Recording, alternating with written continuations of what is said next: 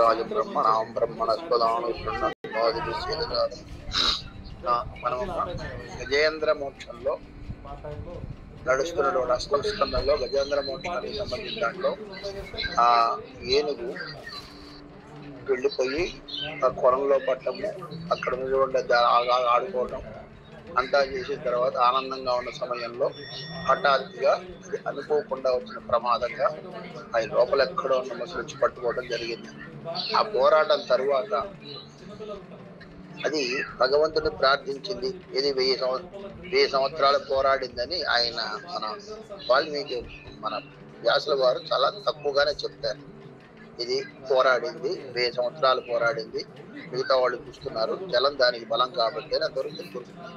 కానీ పోతన గారు దాంట్లో చాలా కొంచెం ఆయన ఎక్కువగా అనేక రకాలుగా ఆయన దాన్ని వర్ణిస్తుంటూ వెళ్తారు. ఎట్లాగంటే మొట్టమొదటిది భూమిలో కాలు పట్టుకోగానే అది బెదిరిపోలే, విసిరి నేలకి కాళ్ళను ఒక పట్టుకోగానే కట్టుకుంది కదా, పట్టుకోగానే తొండంతో దాని తోకను పట్టుకొని లేచి విసిరి కొట్టింది, నేలకేసి కొట్టింది. అది వచ్చి నీళ్ళలో లేపకి వచ్చింది, వాడు నేలకేసి కొట్టింది.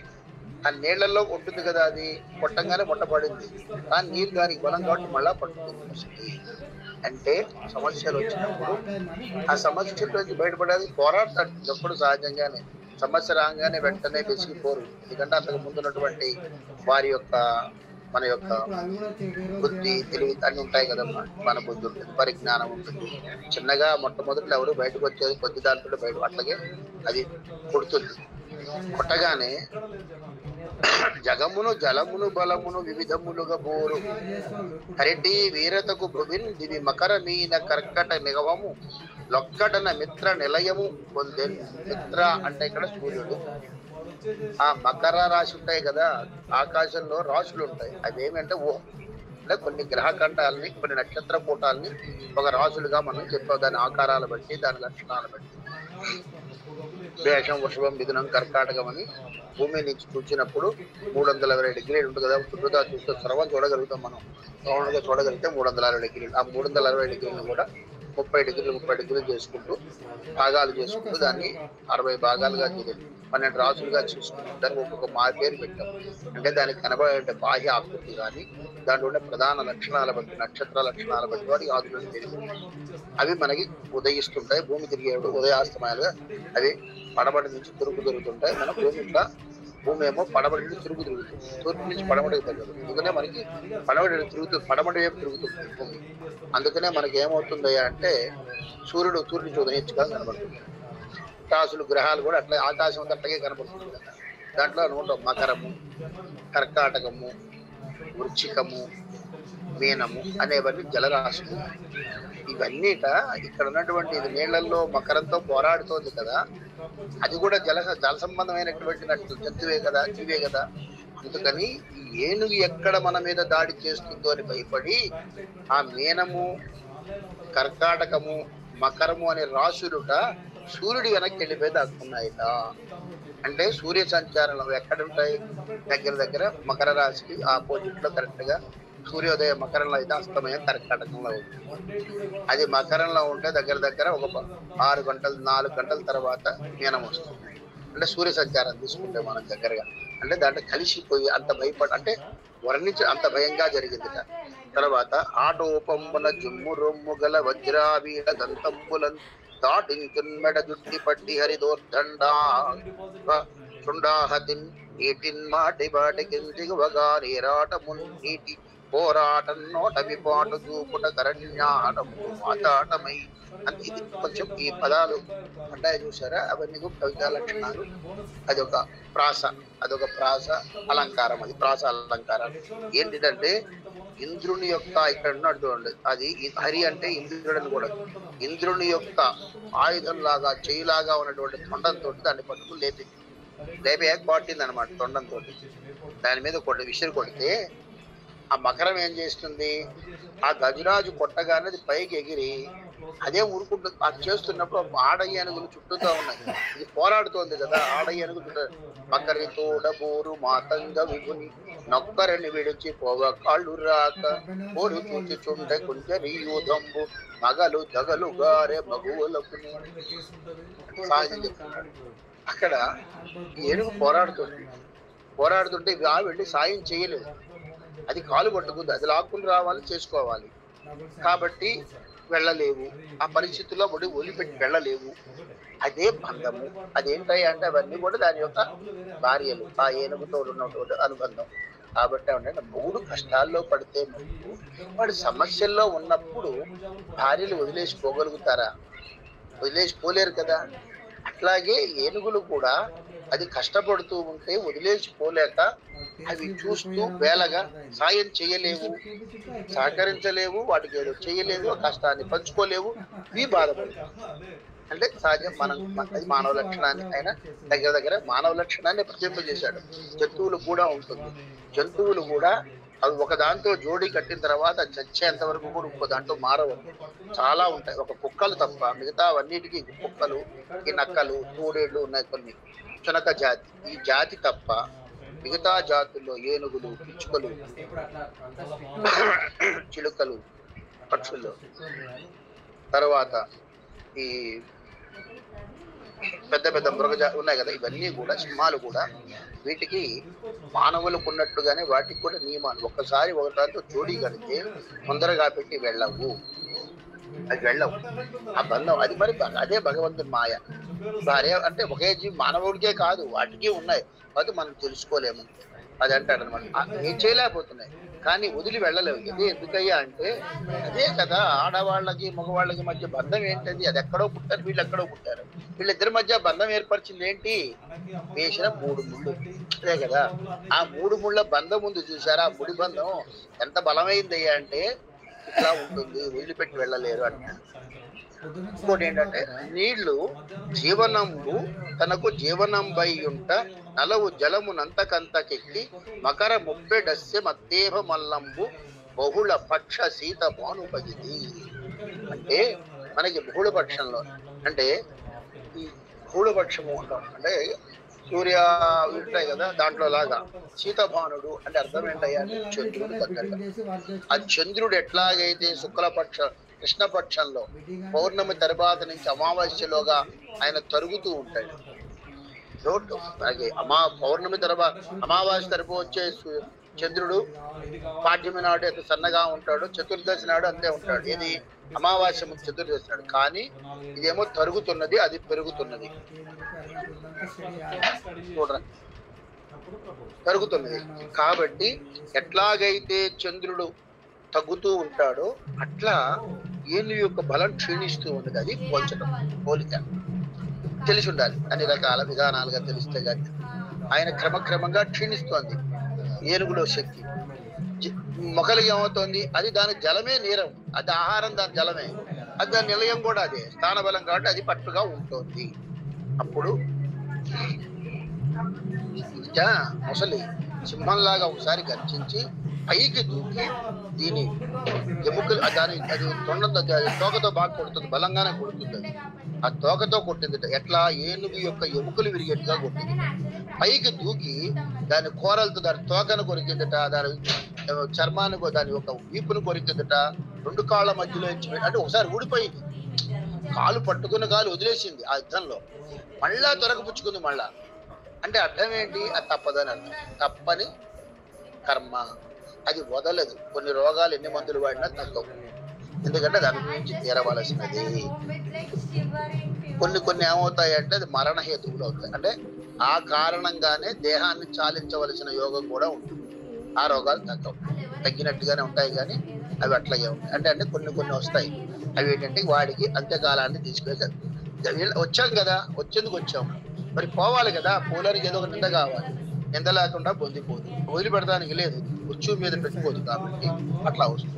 అట్లా ఈ రోగం ఎట్లాగైతే వచ్చి అల్లా పట్టుకుందట, అప్పుడు ఇక ఏనుగు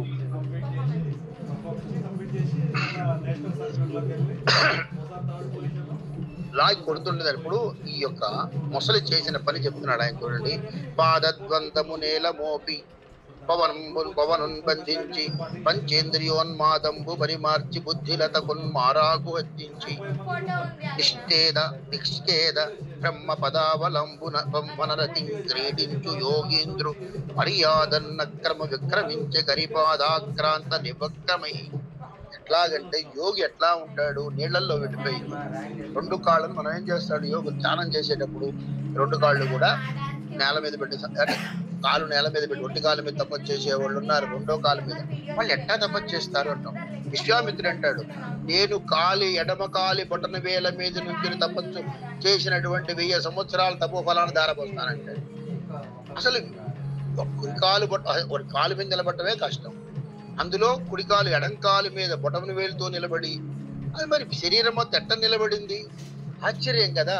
మరి ఆ బొట్టన వేళ్ళు అంత బలం ఉంటుందా అంటే వీళ్ళు ఏం చేస్తారయ్యా అంటే అదే చెప్తాడు. ఏంటది, పాదద్వంద్వము పాదాలు నేల మీద పెట్టి పవనం బంధించి, అంటే ఊపిరిని మన ఉచ్ఛ్వాస నిశ్వాసాలు బంధించేస్తారు.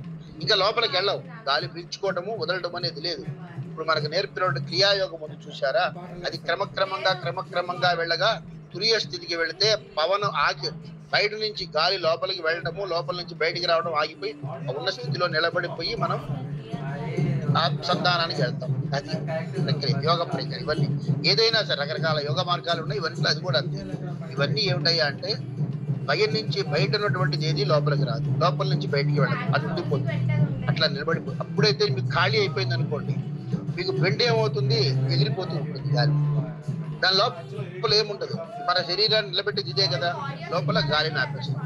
అందుకనే నీళ్లలో చూడండి, మనిషి మునుగుతాడు, పడంగానే మనిషి కానీ ఏదైనా సరే నీళ్లలో మునిగి ఊపిరాడ చచ్చిపోతాడు. చనిపోయిన తర్వాత అది ఆటోమేటిక్గా ఎంత పెద్ద దేహం అయినా సరే, పెద్ద తిమింగలాలు కూడా లేచి ఉంటుంది, నీళ్ల మీద తేలుతాయి. మరి అప్పుడు దాకా నీళ్లలో వెళ్ళి ఈదుతూ ఉన్నటువంటి ఏంటికి ఏం చేస్తోంది ఆ పని, అది ఈదేట్టుగా నీళ్లలో మునిగేట్టుగా చేయగలుగుతోంది ఏది, దానిలో ప్రవహించేటటువంటి పవనుడు గాలి. ఆ గాలి లోపలికి వెళుతుంది, ఆ ఉచ్ఛ్వాస నిశ్వాస గాలి వదలటము, ఇది చెయ్యటము, ఈ ప్రక్రియ. అందుకే రమణ భగవాన్ చెప్పారు, మన ఉచ్ఛ్వాస నిశ్వాస ఈ దేహము అనేటటువంటి వ్యక్తికి కాపలాగా ఉండే 2 కుక్కలట. దీనికి కాపలా ఉండే కిటికీ ద్వారాలు ఏంటంటే అంటే ముక్కు పుటాలు. ఈ 2 ముక్కు పుటాల మధ్య ఉచ్ఛ్వాస నిశ్వాసాలు అనేవి అట్లా కాపలా ఉన్న కుక్కలట. ఈ ఉన్నప్పుడు లోపల ఎవరుంటారంటే జీవుడు, ఆత్మ ఉంటుంది, అది జీవుడు అంటాం. అదే పరద్రూపాన్ని తెలిసినప్పుడు పరమాత్మ, అంతకంటే ఏం లేదు. పరమాత్మ పరంజ్యోతి, ఇక్కడ ఆత్మజ్యోతి అంట. ఇది లోపల అప్పుడు ఉన్నప్పుడు ఇష్టారాజ్యంగా బయటికి వెళుతుంటుందా, భూమండలం అంతా తిరుగుతుంటుందా, అనే చోట తిరుగుతుంటుంది. ఎప్పుడు మనం నిద్రావస్థలో ఉంటాం.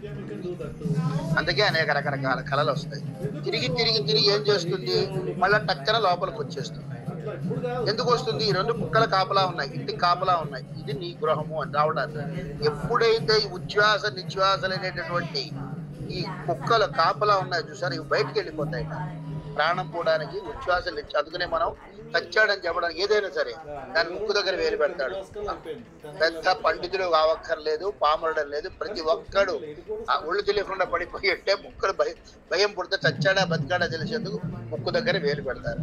శ్వాస ఆడుతుందా ఆడటం లేదా, ఎప్పుడైతే ముక్కు దగ్గర పెడితే ఈ శ్వాస ఆడటం లేదు కదా, వెంటనే కుక్కలు వెళ్ళిపోయినాయి. ఉచ్ఛ్వాస నిశ్వాసాలు అనే కుక్కలు 2 వెళ్ళిపోయినాయట. వెళ్ళంగానే ఆ దేహంలో నుంచి బయటకు వచ్చిన జీవుడు మళ్ళీ ఆ దేహంలోకి ప్రవేశించకుండా దేహం చుట్టూ తిరుగుతుంటాడు. ఎందుకు, దేహం మీద భ్రాంతి, ఆ ఇంటి మీద ఉన్న భ్రమతోటి అంటాడు ఆయన, రమణ భగవాన్ చెప్పినట్టు. కాబట్టి ఇదన్నీ ఏమిటంటే అంటే మనకి ఇదొక మార్గం. అందుకని చాలా విద్య జరిగేది. కాబట్టి దీన్ని బంధించి ఎప్పుడే బంధించాడో దేహం తేలికైపోతుంది. అందుకే వీళ్ళకి బొటబలేలా కాల అనేది ఉండదు. అది అందుకని హాయిగా అట్లా చేసి పంచేంద్రియాలన్నింటినీ కూడా, అంటే ఎప్పుడైతే మనము ఊపిరిని బిగబట్టి చేశామో ఆటోమేటిక్గా ఇంద్రియ నిగ్రహం వస్తుంది. అందుకనే శ్వాస మీద దృష్టి పెట్టి చేయండి అంటే, శ్వాస అన్ని దాంట్లోనే ఉన్నాయి. దాన్ని చేయడం ద్వారా ఇంద్రియ నిగ్రహం వస్తుంది క్రమంగా. ఆ ఇంద్రియ నిగ్రహంగానే బుద్ధికి మారాకు తొలగించి అంటే, బుద్ధికి మారాకు అంటే ఏంటంటే ఈ బుద్ధి రకరకాల ఆలోచనలు చేస్తుంటుంది. పూజోటకి వెళ్దాం, మనసు అదే కదా బుద్ధిగా అట్ట చేద్దాం ఇట్ట చేద్దామని. ఇవన్నీ కాకుండా దానికి మారాకు అంటే ఏమాకు, ఈ నిద్ర ఉండేటువంటి చంచలమైనది కాకుండా భగవత్ స్మరణ అనేటువంటి ఏదో ఒక నామం ఏదో దానిని దాన్ని తగిలిస్తాడట. తగిలించి అట్లాగే కూర్చుని ఆ స్థితిలో ఆనందంగా ఎట్లయితే ఉంటాడో ఆ స్థితిలో ఈ మకరం ఏం చేసిందంటే అంత ఏనుగును పట్టేసుకుని అట్లా కూర్చుని యోగిలాగా ఉండిపోయింది. ఆ బలం ఉన్నప్పుడు యోగ స్థితిలో ఉన్నదాన్ని ఎవడు ఆపలేడు, ఇంకా ఏమి ఆపలేదు. కూర్చుని కట్టుకుంది తండ్రి. అప్పుడు వనగజంబు నగుచు వనచారి బొడగని వనగజంబ గాన వజ్ర గజము వెల్లనై సురేంద్రు వేచి సుధాంధుల బట్ట పట్టనీయత బయలు ప్రాకే. అప్పుడు ఆ మకరం పట్టుకుట తెల్లబోయి ఏది ఈ చేసిన పనికి అంటే ఇక్కడ చూడండి, ఇంతకు ముందు ఏమన్నాడు, ఏనుగు చేసిన పనికి మకరము యొక్క నెచ్చులు లేని రాసులన్నీ బయటికి పారిపోయిన అన్నాడు కదా. మకరము, మీనము, కర్కాటకము అనే రాసులు. అట్లా ఇక్కడ ఏంటంటే ఎప్పుడైతే ఏనుగుని ఇట్లా పట్టి నీళ్లలో ఒక లాగడం పడుతుంటే ఇంద్రుని యొక్క ఏనుగు ఐరావత్ అంట. ఎందుకంటే దీని ఫ్రెండ్ కదా, అంటే దాని జాతి కదా. అందుకని ఇంద్రుని యొక్క ఏనుగుట భయంతో ఇంద్రుడి కింద పడేసి అది పారిపోతుందిట. ఎక్కడికి దొరకకుండా ఆకాశంలో, ఎందుకంటే నన్ను కూడా పట్టేసుకుంటుందేమో. చూడండి అసలు ఆయన పోతన గారికి వచ్చిన చూడండి. వ్యాసుడు ఎంతవరకు రాశాడు, 1000 సంవత్సరాలు ఇద్దరు కొట్లాడుకున్నాయి, బాగా ప్రయత్నించింది. దీని బలంగా అది నీరు దానికి స్థానం కాబట్టి మొసలి యొక్క బలం పెరిగింది, ఏనుగు క్షీణించిపోతూ ఉన్నది. అప్పుడు ఇది నన్ను కాపాడేవాడు ఎవడున్నాడా అని చెప్పి భగవంతుడిని ధ్యానం చేసిందని రాశాడు. అంతవరకే కొద్దిగా రాశాడు. ఈయన ఎట్లా రాస్తున్నాడు, దానికి వర్ణనలు చేస్తున్నాడు. ఆ పోరాటాన్ని, దాని యొక్క రిఫ్లెక్షన్ దాని యొక్క పర్యవసానాలు ఎట్లున్నాయి. నిజంగా అవుతుంది ఎక్కడో భూమండలం. కాకపోతే ఇది ఎక్కడయ్యా అంటే క్షీరసాగరంలో, భూలోకంలో కాదు. క్షీరసాగరం అంటే వైకుంఠం ఉన్నటువంటి ప్రాంతంలోనే జరిగింది. అక్కడ ఉన్నటువంటి వైకుంఠంలో ఉన్నటువంటి ఉంది కదా, అక్కడ ఉన్నటువంటి పాలకడిలో ఉన్నటువంటి త్రికూట పర్వతంలో అక్కడ ఉన్నటువంటి వరుణదేవుని యొక్క ఉద్యానమైనటువంటి ఋతువర్ణం అనే దాంట్లో అంటే అటు దేవతా సంబంధం అయిందే కదా అది అట్లా జరిగింది. అప్పుడు దీనికి విడిపించుకోలేకపోతుంది. ఎట్లాగంటే మనకి మోహం అనేది ఉంటుంది, అది తెలుసు. మనం తప్పు చేస్తున్నాము, కొన్ని విషయాలు మనకు తెలుస్తాయి.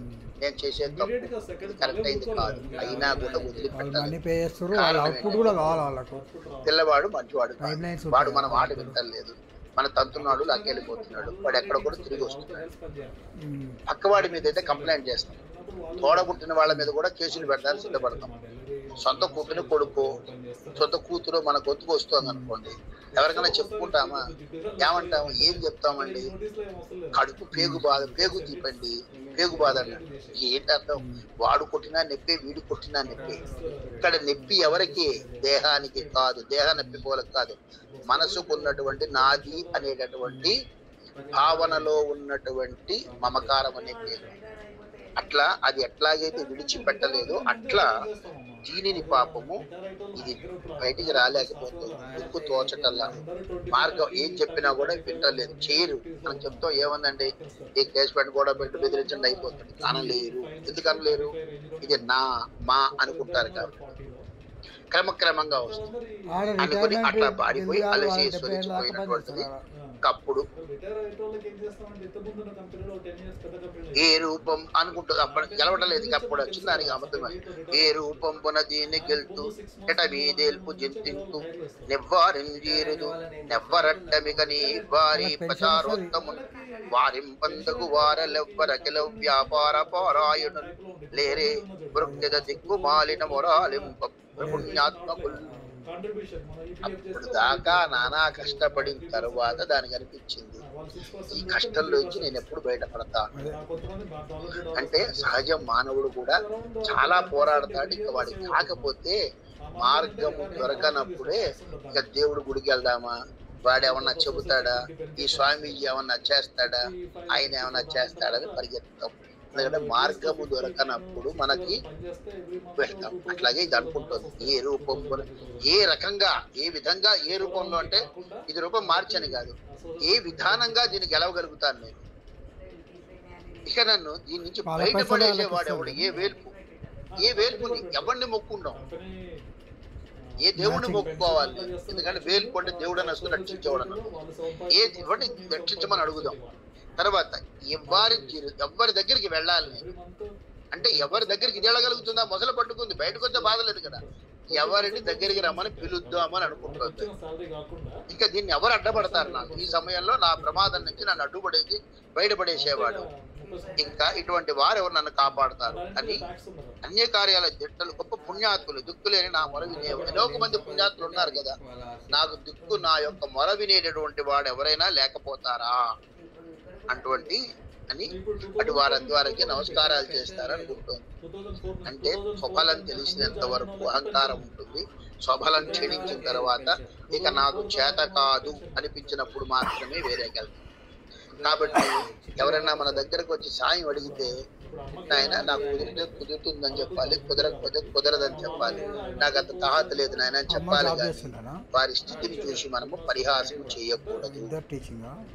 ఎందుకంటే వాళ్ళు ఎంతో చితికిపోయి మానసికంగా, శారీరకంగా, ఆర్థికంగా కలత చెందే మన దగ్గరకు వచ్చాడు. ఎవరి దగ్గరకు వచ్చాడు? చాలా కష్టం కదా అడగాలంటే. ఆ స్థితికి వచ్చారంటే ఇంకా వాళ్ళకి వేరే మార్గం లేక వచ్చింది. అప్పుడు చేతనైతే చెయ్యాలి, లేదనుకోండి అమ్మా నాకు ఓపిక లేదు, నేను చెయ్యలేను, నా వల్ల కాదు అని చెప్పి ఊరుకోవాలి. వీడి పరిస్థితి అది అంతవరకు మన ధర్మం. వాడి ధర్మం కూడా ఉంది. నేను చెయ్యలేను అన్నా కూడా నువ్వు చచ్చైనా సరే నాకు చెయ్యరా అంటారు కొంతమంది. అది మరీ టూ మచ్. అంటే నేను ఎట్టగో మునిగిపోయాను, నువ్వు కూడా నాశనం అయిపోను నాతో పాటు అనే పరిస్థితులు ప్రవర్తిస్తుంటారు కొంతమంది. అది అంటే ప్రతి దాంట్లో కూడా ధర్మం ఇరువైపులా పనిచేస్తున్నాం. ఇచ్చేవాడికి పుచ్చుకునేవాడికి ఇద్దరికి నియమాలు ఉన్నాయి. ఎవరి దగ్గర పడితే వాడి దగ్గర పుచ్చుకోకూడదు, ఎవరికి పడితే వాడికి ఇవ్వకూడదు. ఎవరి దగ్గర పుచ్చుకోవాలి? ఆ ధర్మం సక్రమమైన సంపాదన అయితే తీసుకోవాలి, అక్రమమైన తీసుకోకూడదు. ఎందుకు తీసుకోవు? దానికి ఉన్న పాప ఫలితాలన్నీ నీకు వస్తాయి ధనంతో పాటు, వాడి దగ్గర ద్రవ్యంతో పాటు. అందుకని ఇచ్చేవాడికి నియమాలు ఉన్నాయి, పుచ్చుకునేవాడికి ఉన్నాయి. అపాత్ర దానం అని అంటారు, అంటే సరైన వాడికి ఇవ్వకపోవటం అపాత్ర దానం అని ఎట్లా అన్నారో అట్లా కూడా సరి అయిన వాడి దగ్గర, ధర్మ నిరుతుడి దగ్గర తీసుకోకుండా వేరే వాడి దగ్గర తీసుకోవడం అనేది తప్పు అంటారు. ఇద్దరికి నియమాలు రెండే చెప్పొస్తుంది. కొంతమంది ఉంటారు, నేను చచ్చాను నాకు తప్పదు నీ దగ్గరే ఉంటాను, చంపుతా, నిన్ను వదిలిపెట్టను, చెల్లె. వీడేం చేస్తాడు? వీడి తినడానికి ఏదోగా బతుకుతుంటాడు. అట్లాంటి వాడిని కూడా కొరుకుతానంటే అది రెండీకి ఉండాలండి. కాబట్టి మనం దేన్నైనా సరే ఎదుటి పరిస్థితి చూసి మనము సానుభూతి చెందాలి. మనం అందుకే బలహీనులను చూసి జాలి పడాలి తప్ప వాళ్ళని మనము అపహాస్యము చేస్తూ వాళ్ళ ఎడల మనము కొద్దిగా మర్యాదకాలుగా ఉండకూడదు. అమ్మా 8:05 అయిపోయింది ఆల్రెడీ, ఆపేయమంటారా? శ్రోతలను అడుగుదాం గురుగారండి. ఏమమ్మా భాగవతం కంటిన్యూ చేద్దామా? అంటే వేరేది ఏం లేదా? పాడుకుంటామమ్మా.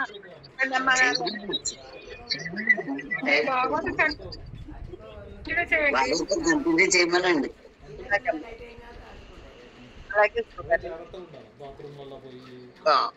అప్పుడు ఈయన అనుకున్నాడు, ఎవ్వని చే జనించు జగమెవ్వని అందుడిందు. చూడండి ఇది రాస్తున్నాడు ఆయన. ఎవ్వని చే జనించు జగమెవ్వని లోపల నుండు లీనమై ఎవ్వని అందుడిందు పరమేశ్వరుండెవ్వడ మూల కారణం వెవ్వడనాది మధ్యలయుండెవ్వడు సర్వము తానయైన వాడెవ్వడు వాని ఆత్మభవు ఈశ్వరునే శరణము వేడదన్. అక్కడ విష్ణువు శివుడు అని సపరేట్ కాదు. ఎవడైతే ఈశ్వరుడు అంటే సర్వానికి పాలకుడు ఎవరు, అందరికీ రక్షకుడు ఎవరో వాడిని శరణ వేడతాను. ఇక్కడికి వచ్చింది దానికి. అదే ఒక పరి జగములు వెలినిడి ఒక పరి లోపలికి గొనుతు నొభయముదానై సకలార్ధ సాక్షియగు నయ్యకలంకునికి నాత్మమూలు నర్జిదలం. అంటే లోకాలు సృష్టిస్తాడు బయటకు తీసి. అదే అంటారు ఏది? సృష్టి, స్థితి, లయము, తిరోధానము. అంటే మొత్తాన్ని వెనక్కి తీసేసుకోవటం, నశింపజేయటం. నశింపజేస్తే మళ్ళా పుడుతుంది, దాన్ని మళ్ళా మొత్తం తిరోధానం వెనక్కి తీసుకోవటం. ఎట్లాగైతే బయటకు వస్తుందో తనలో నుంచి అట్లా లోపలికి తీసుకునే శక్తి ఇవి ఎవరికి ఉన్నాయి? ఇవన్నీ ఎవరు చేయగలుగుతున్నారు? ఈ మొత్తానికి సాక్షి అయిన వాడెవడు? అటువంటి వాడికి నేను ఆత్మకు మూలమైనటువంటి వాడిని నేను చూస్తాను. అట్లాగే లోకంబులు లోకేశులు లోకస్తులు తెగిన తుది నలోకంబవు పెంచీకటి కవ్వల నెవ్వండే కాకృతి వెలగునతిని నే సేవింతు. చూడండి ఎంత చక్కగా చెప్పాడు.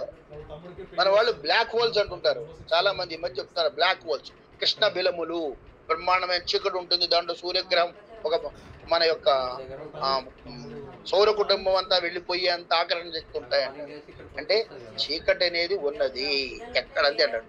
లోకంబులు లోకేశులు లోకస్తులు తెగిన తుదిని, అంటే ఈ స్వర్గము ఇవన్నీ ఉన్నాయి కదా, బ్రహ్మలోకము ఆ అన్నయ్య, అవి దాటిన తర్వాత చీకటి, పెద్ద చీకటి వస్తుంది. దాని తరువాత ఆ చీకటి అంతా దాటిన తర్వాత పెద్ద వెలుగు వస్తుంది. ఆ వెలుగు ఎవరవుతారో వాడిని అంటాడు. దీనికి కరెక్ట్ గా మీకు కృష్ణుడి కథలో వస్తుంది.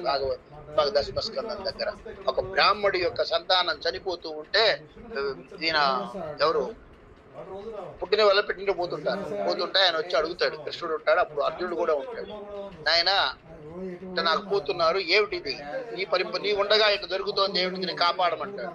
అంటే అర్జునుడు కొంచెం తొందరపడతాడు. తొందరతనం కదా, నరుడు కదా, నారాయణ నరుడు కదా, వెళ్ళిపోయి చూడు నేను ఆపేస్తాను అని చెప్పి ప్రతిజ్ఞ పడతాడు. వెళ్ళి నుంచి ఈయన పాపం తన అస్త్రశక్తితో మొత్తము దాని ఇంటిని మొత్తాన్ని కాపలా పెడతాడు, రక్షణ కడతాడు.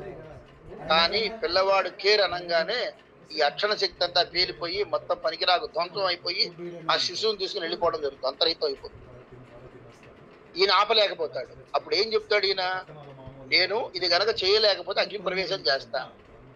ఇదే అగ్ని ప్రవేశం మళ్ళీ అభిమన్యుడు తెచ్చిన తర్వాత సైన్యుడిని చంపకపోతే దిగుతాడు. అంటే ఈయనకి ఏమిటి అగ్నిలో ప్రవేశం చాలా ఇష్టం అనిపిస్తుంది. ఎందుకు, ఖాండవ వనాన్ని మొత్తాన్ని అగ్నిలో ప్రవేశింపజేశాడు కదా, దగనం చేయించాడు కదా, అందుకు నేను కూడా అగ్నిలో కాలిపోవాలని కోరిక అనమాట. మాట్లాడితే అగ్నిలో ప్రవేశిస్తానండి. అప్పుడు కృష్ణుడు వచ్చి నాయన తొందరపడకు బాబు, నీతో చాలా కాలం ఉంది, పని ఉన్నాయి, నేను తీసుకెళ్తా అని చెప్పి అప్పుడు ఆయన రథాన్ని తీసుకుని ఆ రథంలో ఈయన కూర్చోబెట్టి ఆయన సారథ్యం చేస్తూ వెళతాడు. వెళ్ళగా వెళ్ళగా వెళ్ళగా గ్రహాల మండలాన్ని దాడతాడు, వెళ్తాడు. వెళ్ళిపోతే లోకాలోక పర్వతములను ఉంటాడు చుట్టూ. లోక ఆలోక పర్వతం అంటే మన ఈ అన్ని లోకాలకి కూడా బాహ్యంగా హద్దుగా ఉండేవి అని, అది దాటి వెళతాడట. వెళ్ళగానే పెద్ద చీకటి, భయంకరమైన చీకటి.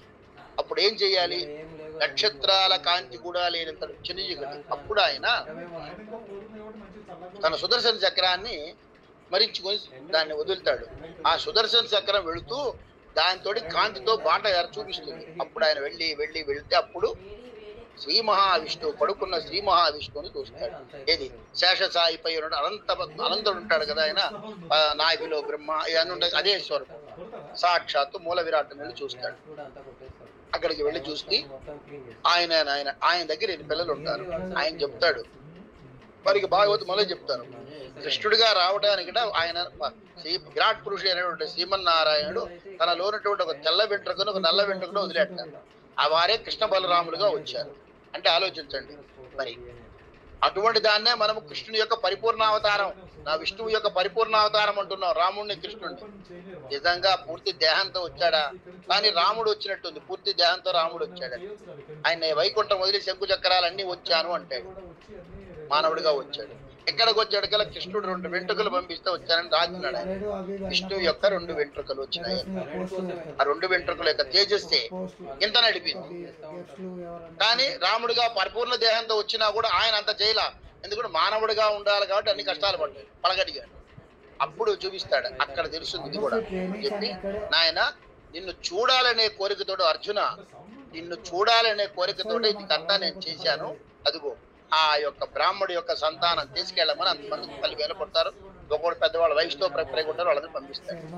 చెప్తున్నా అంటే లోకాలోక పర్వతాలు అనేవి ఉన్నాయి అని చెప్తాడు. అక్కడికి దాకా వెళతాడు అని చెప్పి, ఇంకా దీన్ని మన వ్యాసుల వారు కూడా చక్కగా అవే ఇక్కడంతా అదే ఉంటుంది. ఈయన కూడా అదే భాషలో అంటే ఇక్కడ సేమ్ అదే రాసుకుంటూ వెళ్తారు. దగ్గరగా పావన్ అని చూడండి, ఎవరిని జనించు, ఈ లోకాలన్నీ ఎవరితో ఉంటున్నాయి, ఎవరిలో ఆయన నిల్చుంటున్నాయి, ఎవరిలో వ్యాపించి ఉన్నాయి. భగవంతుడి లోకాలన్నీ భగవత్ స్వరూపమే, అందుకని మనం భయపడక్కరలేదు. స్వర్గ నరకాలు అనేవి సపరేట్ గా ఎక్కడ లేవు, భగవంతుడి యొక్క దేహం అందే ఉన్నాయి. కాబట్టి స్వర్గం అయితేనే నరకం అయితే మనకి అదంతా భగవన్మయమైనప్పుడు బాధపడాల్సిన పనే ఉంది. ఏదైనా క్షణికమేగా, పుణ్యం నశిస్తే స్వర్గం పోతుంది, నరకం పాపం నశిస్తే నరకం వెళ్ళిపోతుంది, ఏది మనకు శాశ్వతం కాదు. కాబట్టి స్వర్గ నరకాల గురించి బాధపడకూడదు. మరి దేని గురించి బాధపడాలి? సర్వవ్యాపకుడైనటువంటి భగవంతుడు నాలోనే ఉన్నాడని తెలుసుకోలేకపోయినందుకు బాధపడాలి. ఆ జ్ఞానం పరిపూర్ణంగా లేనందుకు బాధపడాలి. అదే చెప్తాడు ఇక్కడ.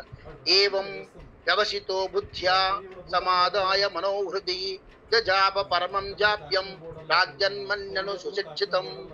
అది ఆయన పద్యాలు రాసేశాడు గబగబా.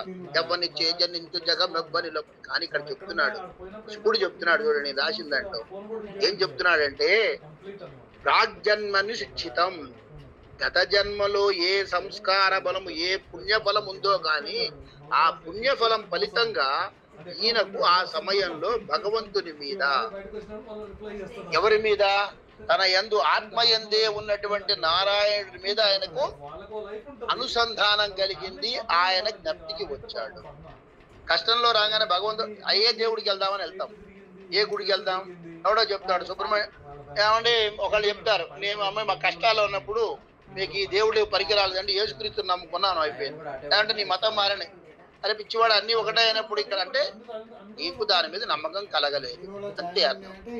దేన్నైనా నమ్మి దాని మీద విశ్వాస పరిపూర్ణమైన తగిన శుద్ధిగా మనోవాక్కాయ కల్మరయందు దానినే ఇది తప్పదు చేస్తుంది అని పట్టుదల నమ్మకం ఉండాలి.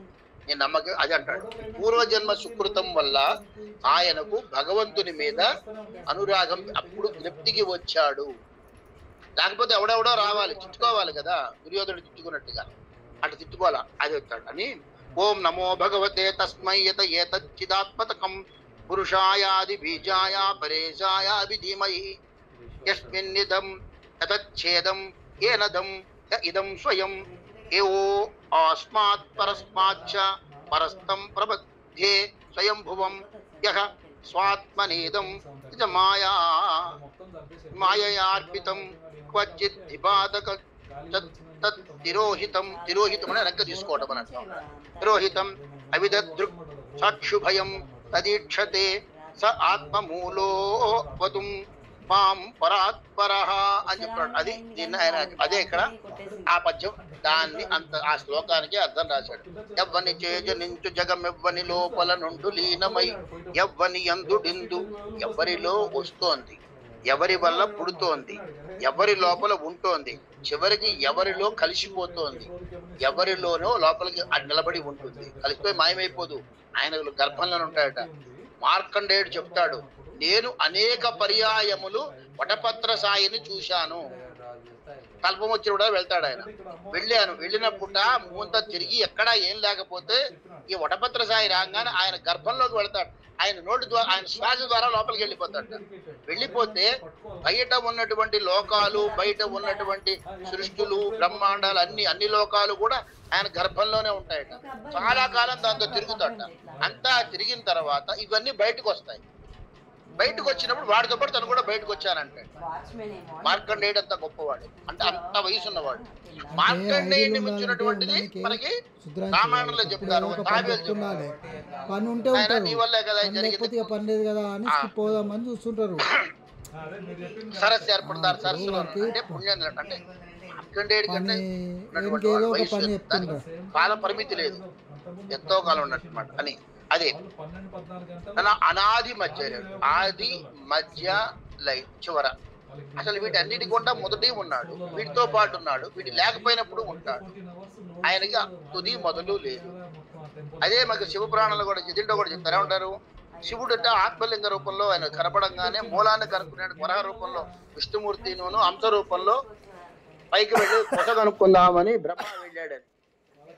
అంటే ఏక పురాణంలో ఒక్కొక్క పురాణంగా ప్రధానంగా తీసుకున్నప్పుడు పరమాత్మ తత్వాన్ని తెలుసుకుంటానికి ఆ రూపంగా చెప్పినప్పుడు దాంట్లో వర్ణిస్తారు.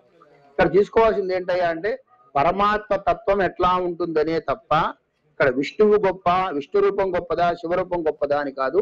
రెండు పరమాత్మ తత్వాలే. పరమ ఆత్మ అంటే ఈ మొత్తానికి ఆత్మ అంటే పరమ అంటే అతీతమైనటువంటిది, ఇంతకంటే చాలా గొప్పది అని. మొత్తము సర్వము తానైనటువంటి ఈశ్వరుడు.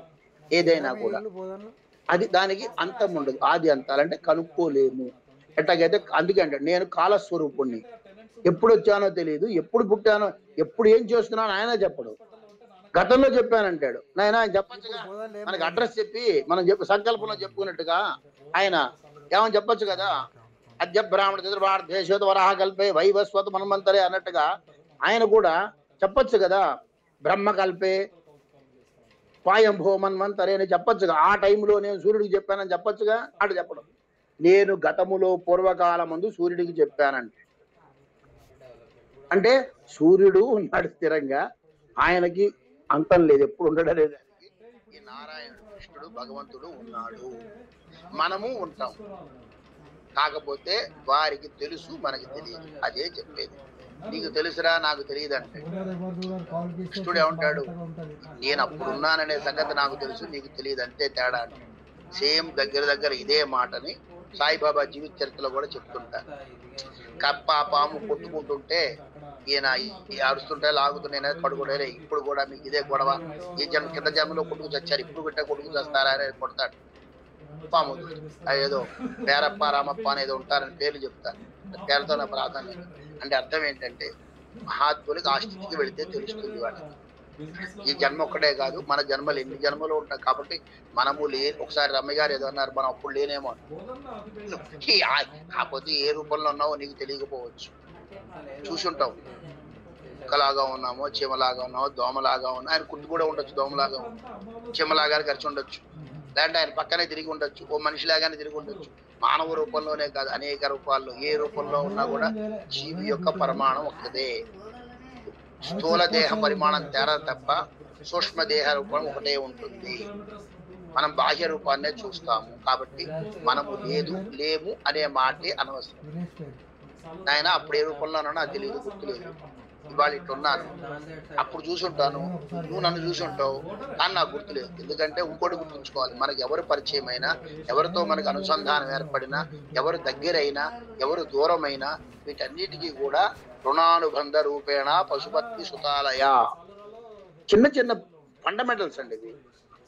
రుణానుబంధం అంటే ఘట్టంలో వెళుతూ మనకి ఎక్కడో ఏదో టచ్ ఉంది అంతే. మన వాళ్ళకి బాకీనో, వాళ్ళు మనకి బాకీనో ఏదో ఉంటారు.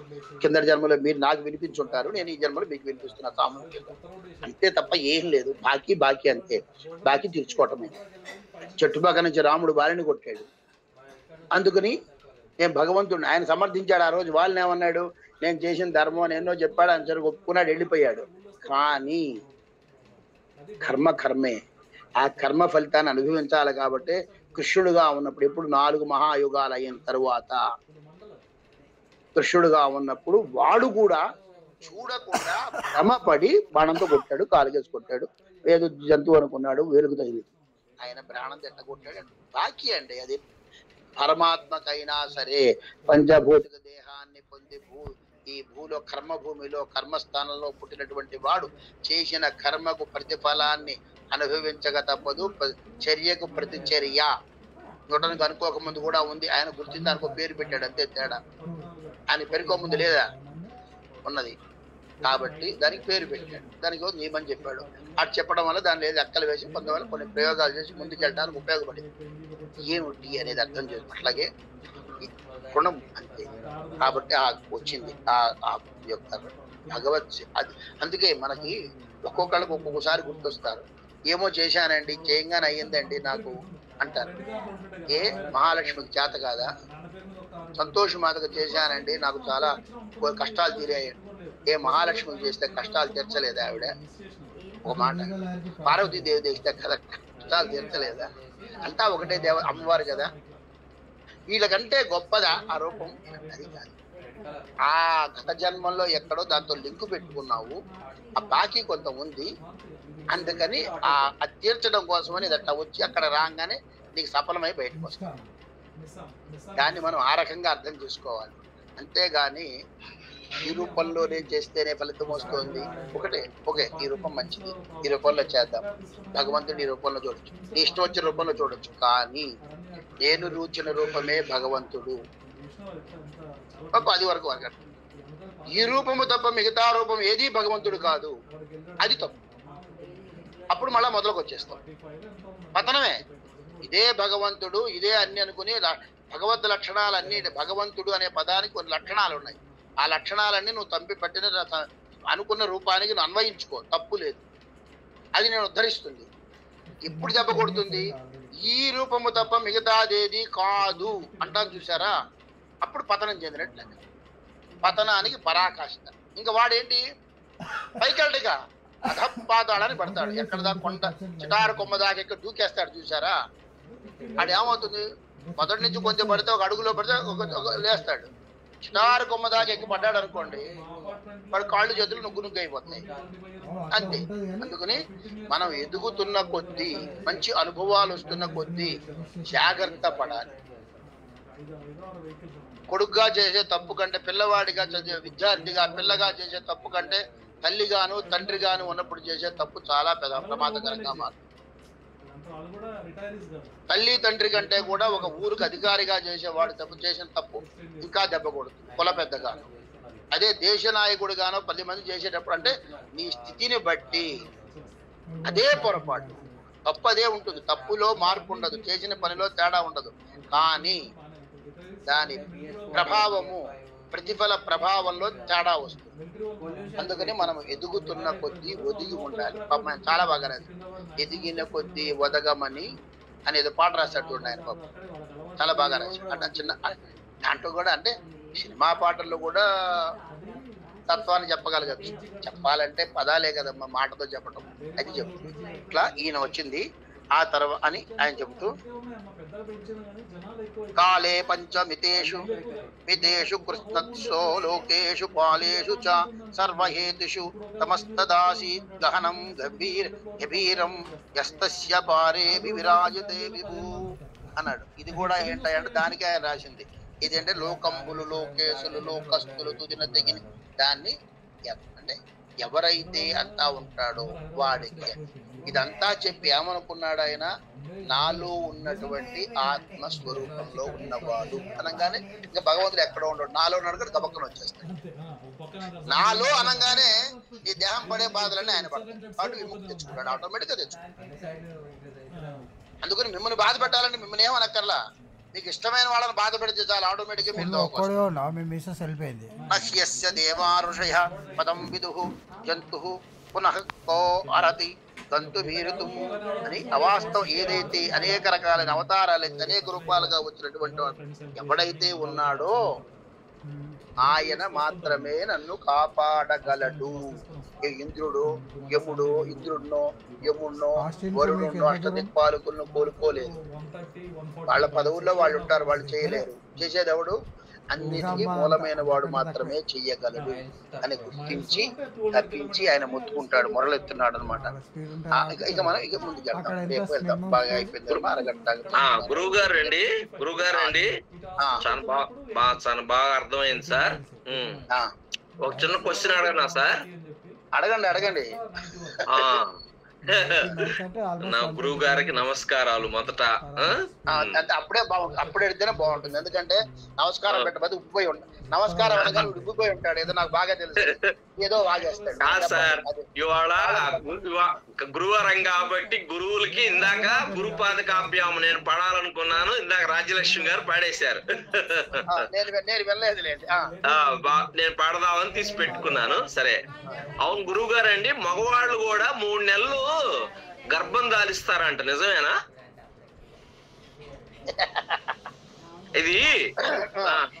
ఇది బ్రహ్మ విద్యలో ఎవరు చెప్పారంట, ఇది నిజమేనా? అది వాడు ఏం చెప్పారో చూడాలండి. ఎందుకంటే 3 నెలలు గర్భం దాలిస్తారంట. అంటే భారీ గర్భం దాల్చినప్పుడు ముందే ఎట్లాగో ఏదో మొత్తానికి నాకు క్వశ్చన్. కాదు, బ్రహ్మ విద్య అంటే బ్రహ్మకుమారులను ఒక మహాసంఘం ఒకటి తయారైంది. వాళ్ళు కాదు స్పిరిచువల్ గా, ఇది స్పిరిచువల్ క్వశ్చన్ అంటే అట్లా కాదు. అది ఏంటయ్యా అంటే దానికి సరైనటువంటి నేను ఇంకా దానికి తగినటువంటి మీరు అడిగారు కదా ప్రశ్న, రేపు చెప్పండి, ఎల్లుండి చెప్పండి. అట్లా కాదు, మీరు అడిగిన దానికి భారత భాగవత రామాయణంలో ఎక్కడా అనిపించలేదు. కాకపోతే ఒకటి చెప్తాడు, భారతంలో చెప్పిన దాన్ని కూడా ఒకటి చెప్పచ్చు. ఏమిటయ్యా అంటే శ్రీ మహావిష్ణువు దేవకీ దేవి గర్భంలో ప్రవేశించాలి కదా, ముందు ఆదిశేషుడు ప్రవేశిస్తాడు, అనంతుడు వస్తాడు కదా, సంకర్షణుడు అంటాం ఆయన, సంకర్షణ వాసుదేవుడు అంటాం. ఆయన వచ్చేదాని ముందు ఏమవుతుందంటే చెప్పే క్రమం అంటే మనకు సంతానం కలగడానికి ఎట్లా వస్తుందని చెప్తాడంటే, మనకు దేహంలో ప్రవేశించాలంటే ఏదో నిద్రపోతున్న గబక్కన కళ్ళలో వచ్చి సూచనలు వస్తాయి మీకు. ఏది ఆ ఏనుగు వచ్చి ప్రవేశించినట్టు, ఏదో శంఖం వచ్చి అట్లా ప్రవేశిస్తే ఎవరో దివ్యాత్మ వస్తుందని అర్థం చేసుకోవాలి. అంతవరకు అది కోరికలు ఉంటాయి, కానీ దానికి ముందు ఏమవుతుంది అంటే ఒక ప్రక్రియ. ఇదే మీకు దీంట్లో కూడా చెప్తాడు. ఏది మీకు సుగమమైన కపిలుడు చెప్పే దాంట్లో సాంఘిక దాని వీడన్నీ అవే ఉంటాయి. ఏమిటి అంటే ఏదైనా జీవి రావదలుచుకున్నప్పుడు అంటే తల్లిదండ్రులు ఎంచుకుంటుంది, ఆ దివ్య ఎంచుకుంటుంది రుణం బట్టి. ఎంచుకున్నప్పుడు అది ఏం చేస్తుందయ్యా అంటే ఒకటి సూర్యమండలగతంగా వస్తుంది. సూర్యమండలగతంగా వచ్చి ధ్యాన రూపంలో ఉన్నప్పుడు మనం గాయత్రి ధ్యానం చేస్తాం చూసారా, ధ్యానం చేసినప్పుడు సవిత్ అంటే అమ్మవారిని కాదు, సవిత్ అంటే సూర్యుడు అని. సూర్యునిలో ఉన్నటువంటి చలించేటువంటి నిరంతరము మండుతున్న అగ్నిశక్తి ఉంటుంది చూసారా, అది ఆ శక్తిలో ఉన్న తేజస్సు ఆ సూర్యకిరణాల ద్వారా వీళ్ళలాగా వస్తుంది అని. రెండోది ఏమిటయ్యా అంటే చంద్రుడి ద్వారా ఇవి ఆ శక్తి అంటే ప్రవేశిస్తుంది, నీళ్లలో ప్రవేశిస్తుంది. నీరు అందుకని ఆపహ అంటే ప్రాణం అంటాం. నీళ్లలో ప్రవేశిస్తుంది. ప్రవేశించి నీటి ద్వారా అది వెళ్ళిపోయి ఆహార పదార్థాలకి వెళుతుంది, అంటే మొక్కలు కాయలు కాయటంలోకి. దానిని వీళ్ళు తీసుకుని తినటం ద్వారా వీళ్ళలోకి పురుషుడిలోకి ఆ శక్తి పిల్లవాడిగా పుట్టదలుచుకునేటువంటి జీవి ఉంటాడు కదా, ఈ దేహంలో ప్రవేశిస్తాడు. అంటే సూర్యమండలం నుంచి కానీ చంద్రమండల కాంతి ద్వారా కానీ అది నీళ్ళ ద్వారా వెళ్ళి మొక్కల్లోకి వెళుతుంది. మొక్కల్లోకి వెళ్ళి మొక్కల్లో నుంచి ఆహారం తీసుకోవడం ద్వారా అది శరీరంలో చేరి వీర్య కణాల్లోకి వెళ్ళి వీర్య రూపంలోకి, అంటే దాన్ని తేజస్సు అంటాం, ఆ తేజో రూపంగా మారుతుంది ఆ శిశువు. ఆ వీర్య రూపంలో మారిన తర్వాత అప్పుడు ఈయనకు కొంత కాంతి వస్తుంది. అంటే భగవత్ శక్తి ఆ యొక్క లోపల ప్రవేశించిన యొక్క శక్తి యొక్క గొప్పదనం వల్ల. ఇది ఒక రకం. మహాత్ములు పుట్టాడు ఏం చేస్తారయ్యా అంటే వీళ్ళని దీక్ష తీసుకోమంటారు. కొంతకాలం దీక్షలో మనకు, అందుకే ఆడవాళ్ళు పిల్లలు పుట్టకపోతే సరిగంగా స్నానాలు చెయ్యమ్మా అంటారు. ప్రాతకాలంలో వెళ్ళిపోయి గంగా యమున మొదలైన పుణ్యనదులు ఉన్న గోదావరి లాంటి నదుల్లో భార్యాభర్తలు ఇద్దరినీ కూడా కొంగులు కట్టుకుని చేతులు పట్టుకుని నీళ్ళలో మునగమంటారు. ఎట్లా మునగాలి? ప్రవాహము తన వైపు వచ్చేట్టుగా మగవాడు ఉండాలి, తన వీపుకు తగిలేట్టుగా. తనకు వెదురు తగలాలి, స్త్రీకి వీపు మీద తగలాలి, ఎందుకంటే గర్భానికి తగలకూడదు ప్రవాహం. అట్లా ఉన్నప్పుడు ఇద్దరు మునుగుతారు. ఇద్దరు మునిగినప్పుడు ఒకేసారి బ్రహ్మరంధ్రాలు నీళ్లలో ముంచినప్పుడు ఈ బ్రహ్మరంధ్రం ద్వారా ఆ తేజో శక్తి లోపల ప్రవేశిస్తుంది. అందుకనే సరిగంగా స్నానాలు చేయండి అయ్యా సంతానం కలగాలంటే అని చెప్తారు. యాత్రలు చేయమనేది అందుకే, నిద్రలు చేయమనేది అదొక దీక్షగా. ఆ చేయటం ద్వారా దైవీ శక్తి వీళ్ళలో ప్రవేశిస్తుంది. మొట్టమొదటి పురుషుడితో ప్రవేశించి పురుషుడి నుంచి స్త్రీలోకి ప్రవేశించి అప్పుడు పురుషుడికి ఏమవుతాడు, తనలో ప్రవేశించినప్పుడు వీడికి విపరీతమైన కాంతి. అదే చెప్తాడు, వసుదేవుని యొక్క కాంతిని చూడలేక ముందు వస్తుంది. చూడలేక కృష్ణుడు భయపడ్డాడు. తరువాత ఆ శక్తి దేవకిలోకి వెళ్ళిపోగానే దేవకిలో అపరిమితమైన శక్తి వచ్చింది. కాంతికి ఆవిడ తేజస్సు చూడలేక ఈయన జైలుకు రానన్నాడు. అసలు చెరసాల వైపు రానంటాడు. అంటే కొంతకాలం వీళ్ళు ఉంటుంది పురుషుల్లో నుంచి స్త్రీలకు ప్రవేశిస్తుంది. అది సకాలంలో ఆ సమయం బట్టి గర్భ ప్రవేశం చేయడం, తేజో ప్రవేశం. అది వెళ్ళిపోయి అక్కడ ఉన్నటువంటి రుద్రబండమే కదా నిజంగా చెప్పాలంటే, దాన్ని శ్రోణితము అంటారు, దీన్ని శుక్లము అంటాం. ఈ శుక్లం వెళ్ళి శ్రోణితముతో కలుస్తుంది. శ్రోణితం అంటే రక్తపు ముద్ద అని అర్థం. ఎప్పుడైతే శుక్లము రక్తపు ముద్దతో కలవగానే అది పిండాకృతి, అది జీవం ప్రవేశించి అది పిండాకృతిగా క్రమంగా పెరిగి సంతానం, అది పెరుగుతున్నంతసేపు ఆ తల్లిలో కాంతి పెరుగుతుంది. ఇది విధానం. మరి దీంట్లో ఈ ముందు ఉన్నది కాబట్టి వీడు కూడా గర్భవతి అయ్యి దాన్ని ఆవిడలో ప్రవేశించాడు కాబట్టి మగవాళ్ళలో కూడా గర్భం వస్తుందని అన్నారేమో. మరి ఆ ప్రభుత్వం ఏం చెప్పలేదు, దాన్ని వాళ్ళు ఆవేశంగా తీసుకున్నారేమో. అంటే పొందినటువంటి విధానం ఈ వీటిల్లో వ్యాసుడు రాసినటువంటి వాటిలో విధానం ఇది. అందుకే కదా సూర్యుడిలో కుమారస్వామిగా పుడతానంటాడు ఆయన. కనకసనందుల వారు పుడతానంటే నీకు పుట్టనన్నాడు అన్నాడు. తర్వాత అది స్త్రీ పార్వతి శివపార్వతుల కళ్యాణం తర్వాత కలవబోయే సమయంలో దేవతలందరూ వచ్చి మొత్తుకుంటే ఈయన బయటకు వచ్చి తన ఆ తేజస్సు స్కలనమే కింద పడుతుంది, అగ్నిదేవుడు తిన్నాడని. అంటే అమ్మవారిని ప్రవేశించకుండా బయటకు వచ్చేటప్పుడు ఎందుకు ఆయన సంకల్పమే అది, పుడతానన్న వాడి సంకల్పమే అది. కాబట్టి వీడు తినంగానే అప్పుడేగా దేవతల శాపం పెడుతుంది. నా కడుపులో పుట్టవలసినటువంటి నాలో ప్రవేశించవలసిన తేజస్సుని లేకుండా చేశారు కాబట్టి మీరు సంతానహీనులు కంటే మీకు సంతానం కలగదని చెప్పు. మీకు దేవతలకు సంతానం లేదని శాపం పెడుతుంది. వాళ్ళు అదే బ్యాచ్ అనమాట. ఇక పెరగరు వాళ్ళు తరగరు, అయ్యో అట్టగే ఉంటారు. అగ్నికి ఏం పెడుతుంది, సర్వభక్షకుడు అని శాపం పెట్టింది. ఇది తింటావురా నువ్వు అని. ఆయన తేజస్సు తట్టుకోలేడు. తట్టుకోలేక ఏం చేస్తాడు, ఆయన సప్త ఋషుల భార్యలందరూ చూసి యాగం చేస్తున్నప్పుడు బాధపడుతుంటే ఆవిడ స్వాహాదేవి 6 రూపాయలు ధరించి 6 రకాల రూపాల్లో వచ్చి 6 ఋషుల పత్నుల రూపంలో అరుంధతి వచ్చి కలిసినప్పుడల్లా ఈయనలోంచి ఆ తేజస్సు ఒక్కొక్క భాగంగా వెళుతుంది, ఒకేసారి వెళ్ళదు. ఆవిడ కూడా భరించలేకపోతుంది. అప్పుడు అది వెళ్ళిపోయి మళ్ళా తీసుకెళ్ళిపోయి శరవణ భవ అంటారు చూసారా, శరవణ వనములో పడుతుంది. అది ఒకప్పుడు అమ్మవారు ఆ రూపంలో ఉందిట, ఆ కొలను రూపంలో. కాబట్టి అక్కడ నేను కలుస్తానులేమ్మా, నీకు కూడా నీ స్పర్శ కూడా నాకు వస్తుందిలే, నీ గర్భవాసన కానీ నేను పొందనంటాడు సనత్ కుమార్. ఇవేవి తీసుకున్నా కూడా మీరు చెప్పారు చూసారా, మగవాడు గర్భం ధరించడం అనేది ఎక్కడా లేదు. కాకపోతే వీళ్ళు దీన్ని అన్వయించి ఉండవచ్చు. పురుషునిలో ప్రవేశించిన తేజస్సు స్త్రీలోకి వెళ్ళాలి కాబట్టి అంతకుముందు కొంతకాలం వీటిలో ఉంటుంది కాబట్టి ఆ తేజస్సు ఎంతకాలం అనేది తెలియదు కాబట్టి ఆ తేజస్సు ఉన్నంత కాలము కూడా వీడు గర్భవతి, తర్వాత ఆవిడ ప్రవేశిస్తే ఆవిడ గర్భవతి వాళ్ళు చెప్పారేమో, కానీ దానికి అది సరైన అన్వయంగా అనిపించకపోవచ్చు నాయన. కాదండి, కరెక్టే, మీరు చెప్పింది కరెక్టే సార్, చెప్తున్నా బాగుంది సార్, కరెక్టే మీరు చెప్పింది. అయి ఉండొచ్చు కానీ అంతే అంతే, అది ఆ 3 months వాళ్ళు తేజస్సుగా ఉంటారంట, అది కరెక్ట్ కరెక్ట్ గా చెప్పారు స్వామి. దాన్ని గర్భవతిని అంటారు అనలేరు కదా. అంటే ఆ మన స్పిరిచువాలిటీలో అలా అంటే మన బ్రహ్మజ్ఞానంలో అలా చెప్తారంటలేండి. అంటే చెప్తా, ఇదంతా వివరణ నాయన, ఇంత చెప్పాల్సి వచ్చింది దానికి. ఎందుకంటే డైరెక్ట్ గా బాగా చెప్పారు స్వామి, బాగా చెప్పారు, బాగా చెప్పారు. నమస్తే అండి. మీరు తృప్తి పడ్డారు కదా, చాలు. Happy that answer. చాలు చాలు చాలు చాలు, అంతకంటే అది గుడ్ ఏమనాలంటే మంచి గురువు గారు లభించారు మాకు.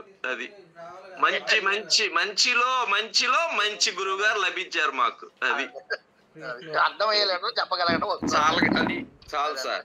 అంతేనమ్మా, ఏదైనా తెలిసిందా అని అర్థమయ్యేది చెప్పగలగడానికి ప్రయత్నించడం, అంతకంటే లేదు sir. Very well said, very well said.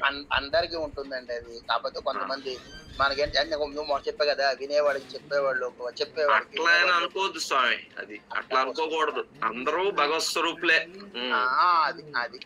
అందరూ భగవత్ స్వరూపులే. ఎవరి టాలెంట్ వాళ్ళకు ఉంటది, కాబట్టి ఎవరి టాలెంట్ వాళ్ళకు ఉంటుంది సార్.